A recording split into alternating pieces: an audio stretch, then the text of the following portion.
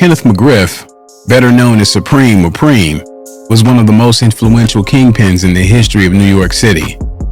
Throughout his career as a drug lord, he would become well known for founding and leading the notorious Supreme Team, a 200-strong organization of vicious criminals who operated 24 hours a day, 7 days a week, and sold over 25,000 vials of illegal substances per week, making over $500,000 per day during their peak. After one of his stash houses was raided in the mid-80s, Preem would find himself in prison for the first time. However, this wouldn't stop him from directing his organization, which he continued to do behind bars with the help of his second-in-command, the notoriously brutal Gerald Prince Miller. When McGriff was released in 1987, the Supreme Team entered its golden years, capitalizing on the split epidemic of the 80s and becoming one of the most powerful dope crews in New York City history. But once again, Supreme wound up in prison on a Kingpin charge, which marked the beginning of the end for the Supreme Team, as Prince's vicious leadership methods drew too much attention from law enforcement, resulting in the arrest and conviction of over 100 Supreme Team members. Once released from his second prison stint, McGriff tried to walk away from the street life and turn to the entertainment business.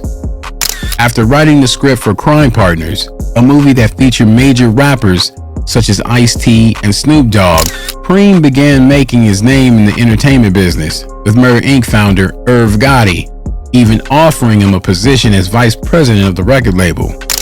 Unfortunately, Preem had a major fallout with Eric Smith, aka E Moneybags, which led him to put out a hit on Smith's head, in which he ordered his hitman to record the hit for his later enjoyment.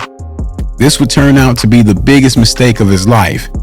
Years later, authorities would find the video of the hit and convict him of a life sentence, which he is currently serving at USP McCrary in Pine Knot, Kentucky. Infamously known for ordering the hit on 50 Cent, McGriff's career as a kingpin was riddled with addiction to the street life, which ultimately cost him his freedom. This is his story. Kenneth McGriff was born in the South Jamaica neighborhood in Queens, New York on September 19, 1960.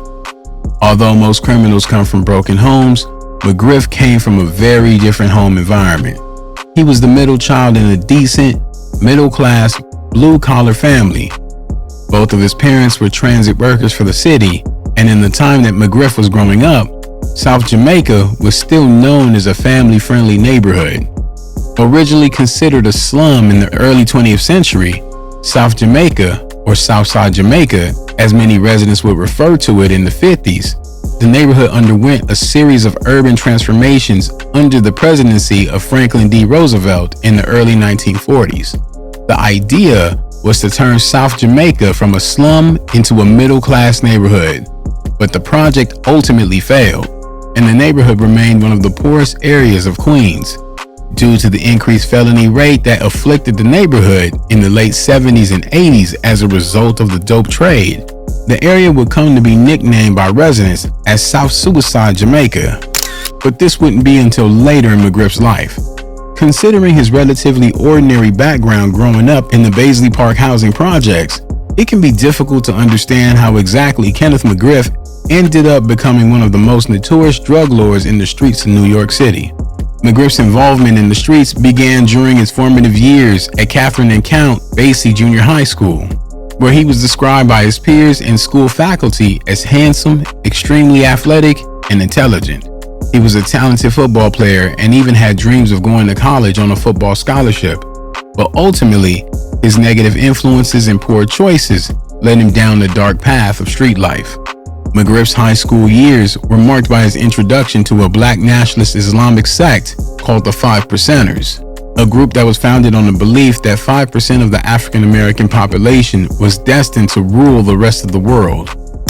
Although McGriff wouldn't become formally involved with the 5 Percenters until after leaving Catherine and Court Basie Junior High School, being exposed to their ideas at a young age had a deep effect on him, and would ultimately shape some of his most important life choices later on.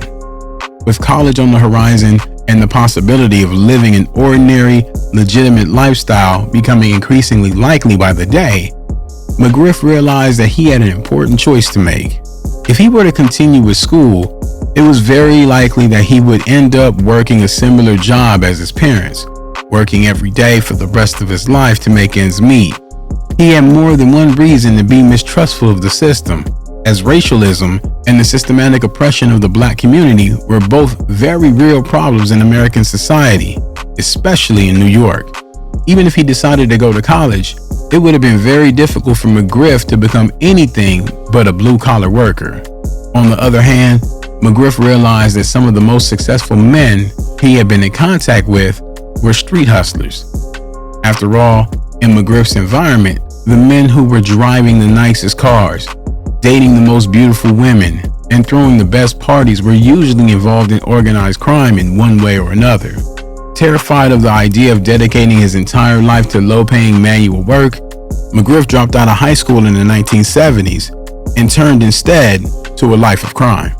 Of course, even as a hustler, McGriff had to start somewhere and worked his way from the bottom up. Although he had his sights set on becoming the king of the streets, his beginnings in the criminal world were as ordinary as can be. With no other connections in the crime world yet, McGriff decided to become a member of the Five Percenters. It's important to note that although the teachings and belief of the Five Percenters fundamentally revolved around doing good in the world and helping to enlighten others through their evangelization efforts, there were several subgroups inside the movement that would use the teachings of the group as a cover-up to facilitate their criminal activities.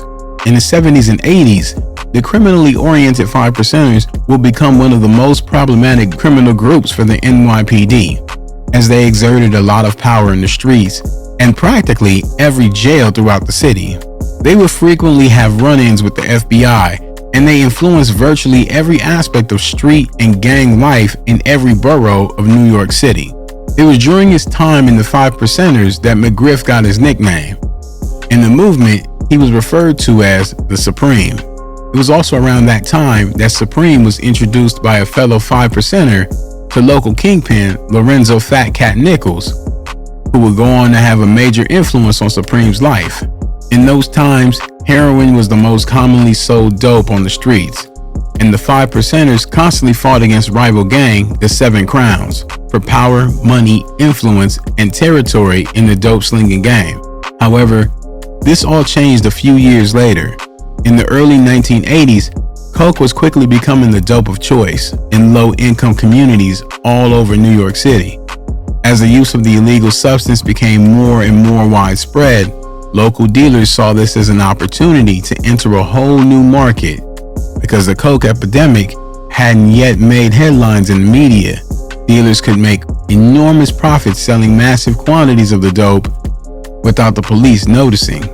Being the natural businessman that he was, Supreme saw this opportunity and immediately took action. Branching off from the Five Percenters, Supreme formed his own team, aptly named the Supreme Team. McGriff's team would go on to become one of the most notorious crews in New York City history.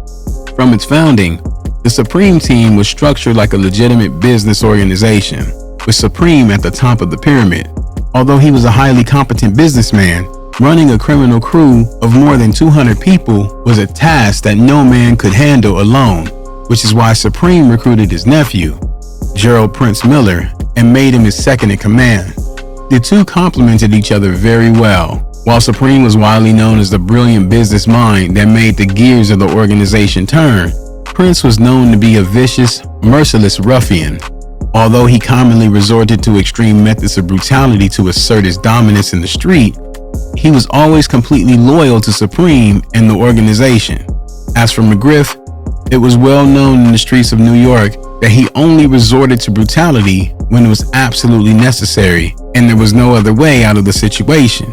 Otherwise, he preferred to keep the heat off of himself and his crew and avoid drawing unnecessary attention from law enforcement. At the peak of the organization's history, there was more than 200 members operating under Prince and Supreme. Among the members of the Supreme Team were big street names such as Wilfredo Arroyo, aka C-Just, Harry Big C Hunt, and the notorious Waverly Teddy Coleman.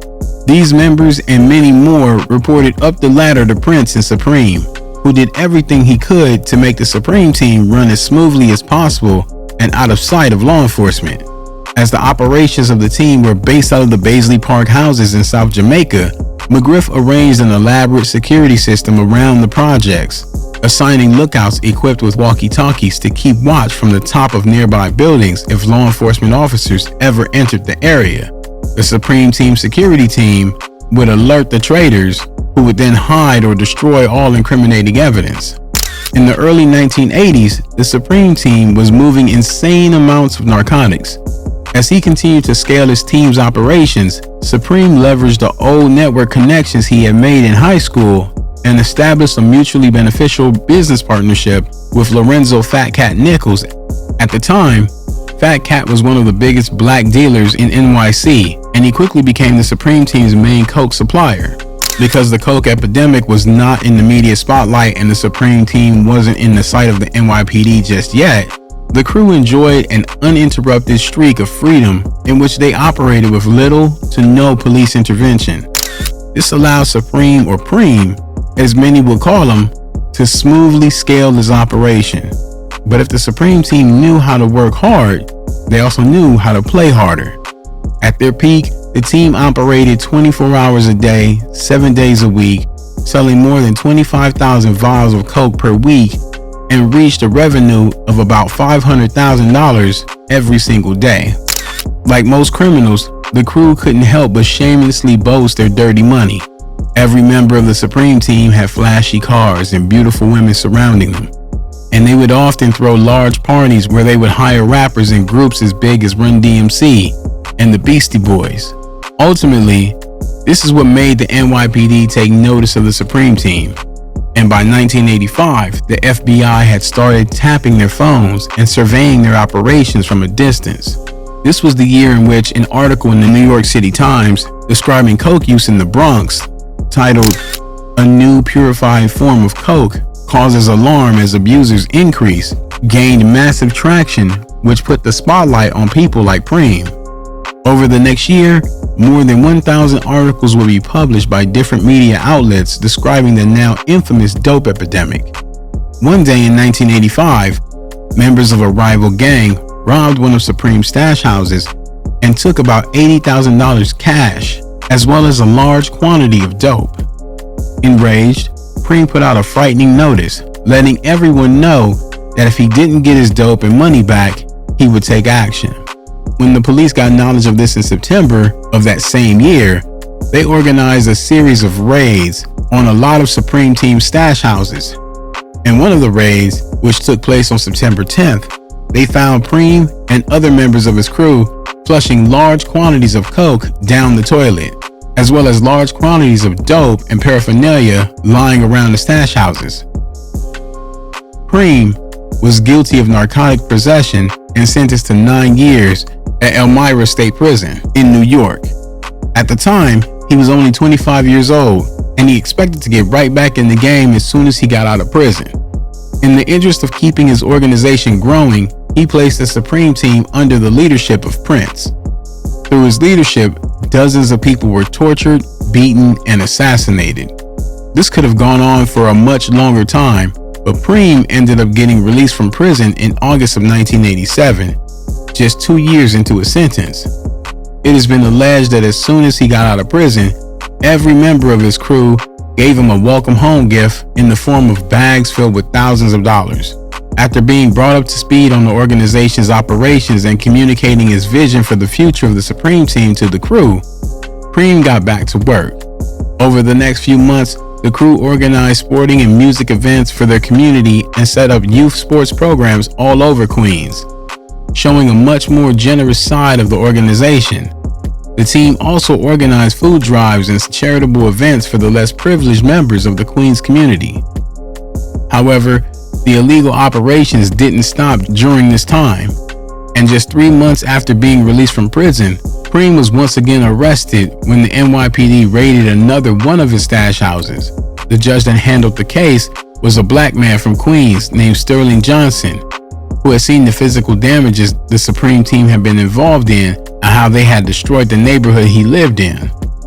As a result, he sentenced Supreme to 12 years in prison on charges of operating a continually criminal enterprise. Once again, Supreme left Prince in charge of the organization, which once again turned the Supreme Team into an extremely dangerous organization. In 1987, Prince ordered 8 homicides, sometimes even assassinating members of his own team who he deemed unloyal. The first of these offenses that he was formally framed of was the execution of a 19-year-old dealer who was shot once in the head at point-blank range on August 21, 1987, in the South Jamaica neighborhood. However, the jury eventually found Prince not guilty due to insufficient proof, and he was acquitted. On July 13, 1990, while he was in jail for the first homicide, another set of assassination charges came back to haunt Prince. This time, it was a quadruple homicide of 4 Colombian suppliers. The Queens District Attorney's Office said Prince ordered the hit from prison and that he was operating his empire by using code words on the phone to direct members of his organization. Of this set of homicides, District Attorney John Stantucci said they were handcuffed, gagged, strangled, and then they bashed their skulls. Once again, Prince ended up getting acquitted. For several months, police were unable to make any of these charges stick, which resulted in many different newspapers giving Prince the nickname Mr. Untouchable.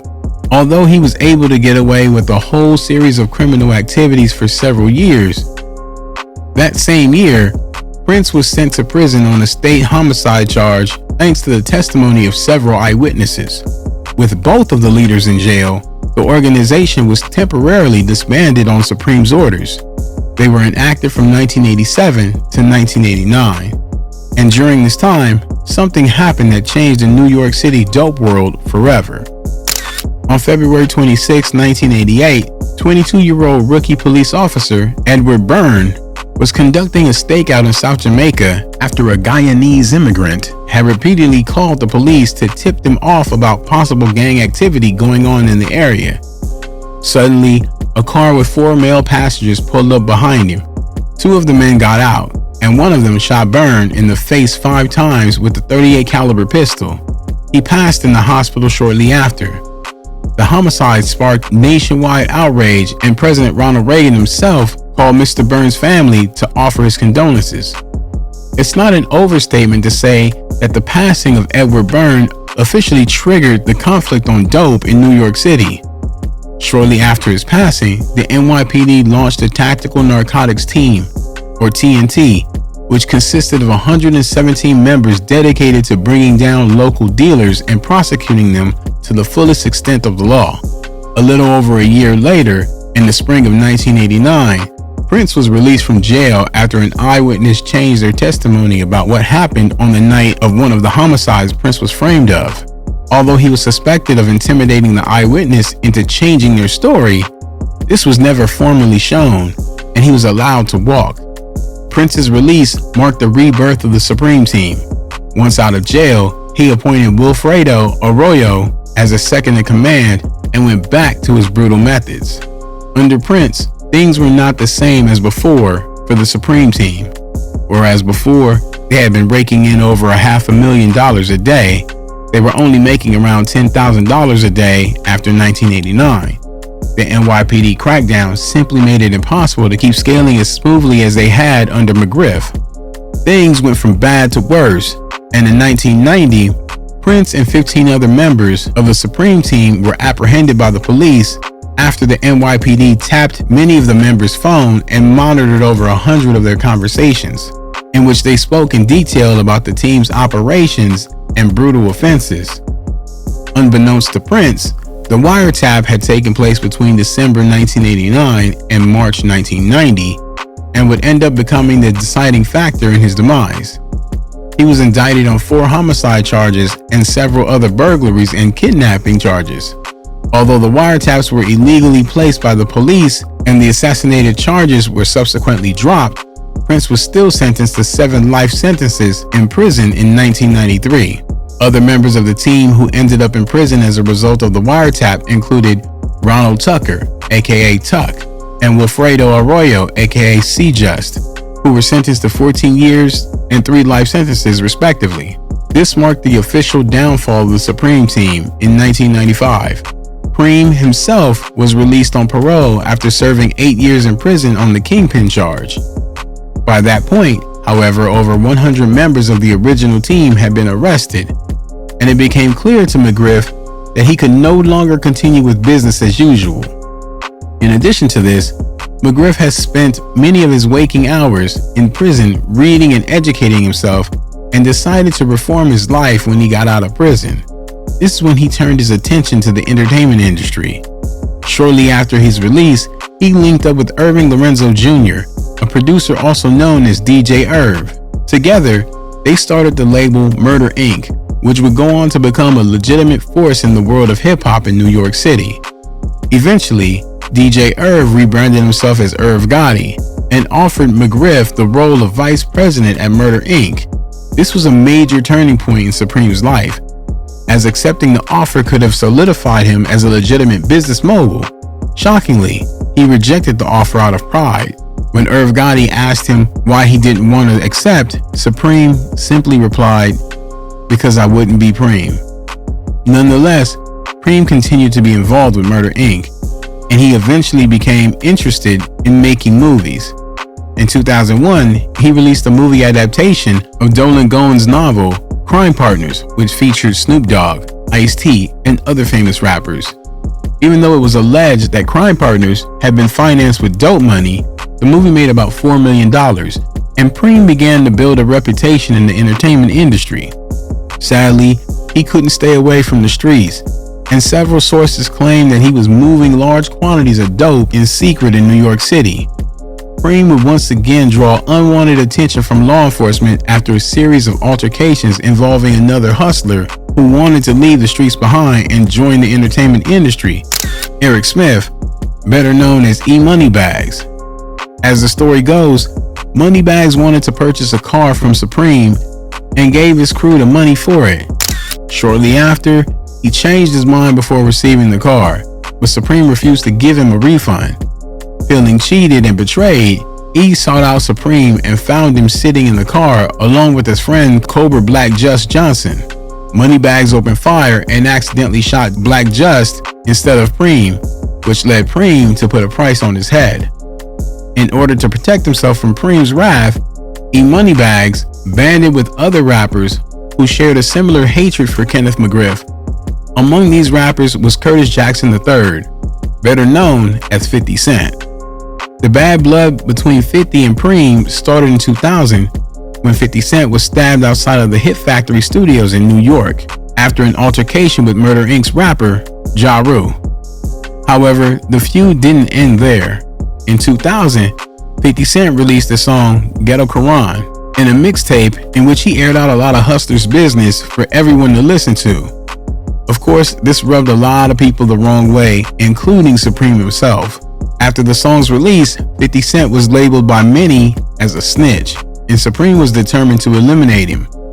On May 24, 2000, 50 Cent was sitting in his car outside of his grandmother's house in Queens when a car pulled up beside him and a man shot him 9 times in his hand, chest, calf, hip, and face.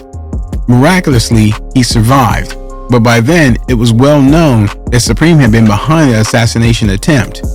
50 identified the trigger man as Daryl Hamo Bomb, who was known for being Mike Tyson's bodyguard. Shortly after the incident, Hamo was assassinated in a gang-related incident. Because the authorities weren't able to gather enough proof to charge him, Supreme continued on a rampage to take out his enemies, the next of which was E Moneybags. In 2001, Preem ordered the hit on E Moneybags and also commanded his hitmen to record the entire incident for his later enjoyment. On July 16th, Moneybags was parked in an SUV in front of a house in New York when 4 hitmen suddenly approached the car wearing white gloves and fired more than 40 times into the vehicle. 50 Cent may have survived 9 shots, but surviving 40 shots is practically impossible, and Eric Smith passed on the spot. Ordering the hit to be recorded would turn out to be the biggest mistake of Preem's life, as police would end up finding it years later. In 2007, Preem was living in Baltimore, Maryland, where he had moved large quantities of dope. While searching his property, police found the recording, and he was later charged with 2 counts on assassination conspiracy in the hit of E Moneybags and another rapper he had put a hit out on. He was accused of paying $50,000 per hit, and in 2007, he began serving his life sentence at ADX Florence, a federal supermax prison in Colorado. In 2011, he was transferred to the United States Penitentiary, Lee, a high-security federal prison in Pennington Gap, Virginia. As of 2021, he is housed at USP McGriff in Pine Knot, Kentucky. Although he had been in prison for 16 years, McGriff is remembered in the streets of New York City as a dominant force in the dope world. The money, power, and respect he and his team commanded for a handful of years became an inspiration to an entire generation of hip-hop artists such as LL Cool J, Nas, and countless others. Unlike many criminals who turn to a life of crime out of need, Preem chose the street life voluntarily and ended up paying very dearly for it. The whole objective for me being in the game was to exit the game, McGriff said in the documentary Supreme Team, which was released in 2022. But as he said in his own words about the street life, something's always gotta drag you back in. In Preem's case, that something was the accumulation of his whole life choices.